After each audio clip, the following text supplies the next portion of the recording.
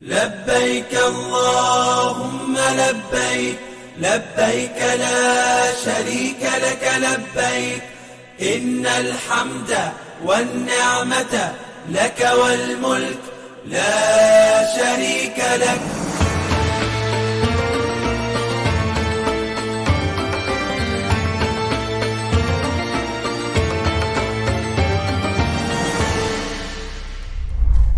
Assalamualaikum Haji Muda, apa kabarnya hari ini?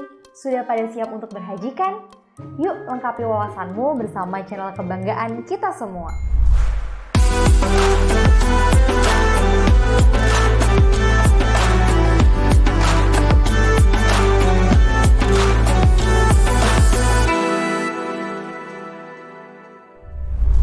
Sobat Haji Muda, kita mengenal sosok Abu Dujanah yang selalu menjaga diri dan keluarganya dari segala sesuatu yang haram. Keteguhan hati yang selalu membuat Rasulullah menangis. Betapa Abu Dujanah selalu menaati perintah agama. Betapa dirinya selalu menjauhi segala sesuatu yang haram, yang batil, dan tidak mengambil apa yang bukan menjadi miliknya. Halal dan thayyib adalah kata kunci yang penting untuk kita mencari dan menggunakannya. Karena yang halal selalu bersama ridho Allah, dan karena yang halal selalu akan membawa keberkahan dan ketenangan hati dan juga jiwa kita. Kita mungkin sering mendengar kisah tentang orang-orang yang meraup harta dengan cara yang batil, yang mengambil segala sesuatu yang bukan menjadi miliknya, dan yang memperdayai orang lain untuk kepentingan pribadinya.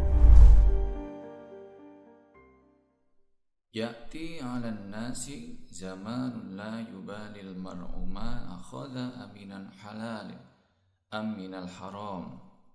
Akan datang kepada manusia suatu zaman di mana seseorang tidak peduli apa yang dia ambil, apakah dari hasil yang halal atau yang haram.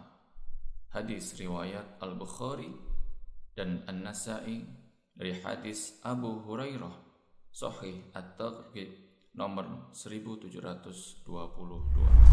Kita berdoa semoga kita semua selalu terhindar dari perilaku korup, yaitu mengambil harta milik rakyat. Dan juga kita selalu berdoa agar kita selalu diberi keteguhan hati untuk menjaga nilai-nilai keimanan. Harta yang didapatkan dengan cara yang baik akan menjadi wasilah bagi terkabulnya doa-doa. Harta yang halal akan memancarkan keberkahan yang meneduhkan hati untuk mendorong perilaku yang soleh dan solehah. Rasulullah bersabda yang artinya, sesungguhnya Allah Maha Baik dan tidak menerima kecuali sesuatu yang baik. Dari Abu Hurairah, Nabi bersabda yang artinya, wahai sekalian manusia, sesungguhnya Allah itu baik. Allah tidak akan menerima segala sesuatu melainkan dari yang baik. Dan sesungguhnya Allah telah memerintahkan kepada orang-orang mukmin seperti yang diperintahkannya kepada Rasul. Dalam firman-Nya, wahai para Rasul, makanlah makanan yang baik, dan kerjakanlah amal-amal soleh. Sesungguhnya aku maha mengetahui apa yang kamu kerjakan. Dan Allah juga berfirman, wahai orang-orang yang beriman, makanlah rezeki yang baik-baik yang telah kami rezekikan kepadamu. Kemudian, Nabi Shallallahu Alaihi Wasallam menceritakan tentang seorang laki-laki yang telah menempuh perjalanan jauh, sehingga rambutnya kusut, masai dan berdebu. Orang itu mengangkat tangannya ke langit seraya berdoa, wahai Tuhanku, padahal makanannya dari barang yang haram, minumannya dari yang haram, pakaiannya dari yang haram, dan diberi makan dari yang haram. Maka bagaimanakah Allah akan memperkenankan doanya? Bismillahirrahmanirrahim. Assalamualaikum warahmatullahi wabarakatuh. Haji Muda yang dimuliakan Allah, bahwa haji yang mabrur itu disyaratkan 5. Al-hajju mabrur laisa lahul jaza ilal jannah. Haji yang mabrur akan ditunggu di surga sebelum dia memasukinya. Mabrur dinilai dari niatnya. Yang kedua juga caranya. Yang ketiga adalah pelaksanaan manasik-manasik di sananya. Dan yang keempat adalah bagaimana harta yang dipakai yang kelima nanti pasca haji. Apakah haji itu membawa perubahan, membawa kebaikan dalam hidup kita dunia sampai akhirat, hubungan dengan Allah dan muamalah hubungan dengan sesama, itu menjadikan haji kita mabrur atau tidak. Tapi yang paling penting diperhatikan juga, jangan sampai lupa dengan harta yang halal. Kenapa? Karena harta yang haram pertama akan berkonsekuensi dipikulkan di hari kiamat kepada yang memilikinya. Maka itu akan jadi beban luar biasa, semua harta itu akan jadi beban kita nanti di akhirat. Dan yang kedua, jelas seluruh ibadah tidak akan diterima kalau dilakukan dengan sesuatu yang haram. Artinya ketika Rasulullah SAW itu didatangi seorang yang sedang beribadah, nangis-nangis, berdoa kepada Allah. Kemudian Rasulullah berkomentar, sabda Rasulullah sederhana, bagaimana doamu dikabulkan kalau pakaian yang kamu pakai adalah pakaian yang najis, makanan yang makan adalah makanan haram, dan juga kamu juga tidak menjaga kebersihannya, bahkan semua yang kau lakukan itu semuanya dibekali dengan harta-harta yang haram. Doa kita tidak terkabul karena makanan yang haram, karena pakaian yang najis, karena harta yang kita ambil dari sesuatu yang tidak dibenarkan. Seandainya harta itu banyak untuk disedekahkan pun, sedekah itu tidak berpahala. Kayak fata morgana. Dia hanya dapat tapi hanya pujian di dunia karena terkenal popularitas, mungkin itu.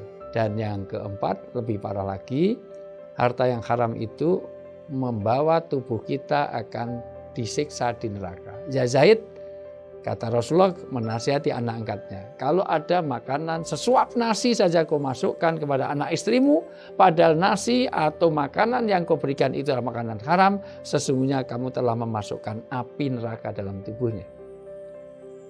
Dan harta yang haram itu kalau ditinggalkan, justru itu menjadikan bekal ke neraka bagi yang ditinggalinya.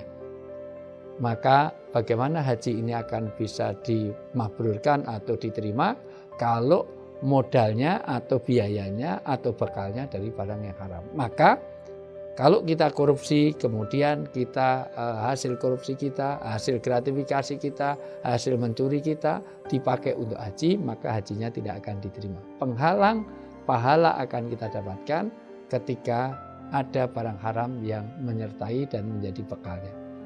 Untuk itu, haji yang mabrur dengan niat yang benar, dengan cara yang sebagaimana manasik yang dianjurkan oleh Rasulullah, bekalnya, biayanya, modalnya harus dari barang yang halal, tidak boleh dari barang haram.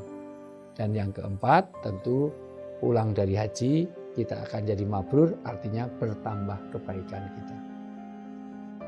Haji muda, wallahu a'lam bishawab. Saya Ustadz Wijayanto, Assalamualaikum warahmatullahi wabarakatuh. Sobat Haji Muda, haji bukanlah semata ritual antara Tuhan dengan hambanya. Tapi nilai-nilai haji akan menjelma dalam ruang hidup bermasyarakat, menjadi bekal bagi kehidupan sosial, menjadi formulasi bagi alur kehidupan yang tak pernah kekal. Semoga kita semua dapat menjadi haji yang paripurna, selayaknya madu, yang tak hanya lezat namun juga menyehatkan, yang dapat menebar manfaat bagi kehidupan umat, yang lakunya menjadi tauladan, yang kata-katanya dapat menjadi panutan, yang selalu berada di saf terdepan untuk membela kemanusiaan. Amin ya rabbal alamin. Begitulah ibadah haji yang harus selalu diawali dengan niat yang benar, yang ditunaikan dengan cara yang halal, agar kita dapat semakin meresapi esensi haji, mulai dari makna kain ihram, tawaf, syai, tahalul, dan juga berkorban dalam kehidupan sosial. Mari berhaji dengan yang halal. Pastikan kamu terus berada di channel ini ya, untuk belajar lebih lanjut mengenai seluk-beluk ibadah haji dan mempersiapkan diri kamu untuk menunaikan panggilan Allah. Terima kasih. Wassalamualaikum warahmatullahi wabarakatuh.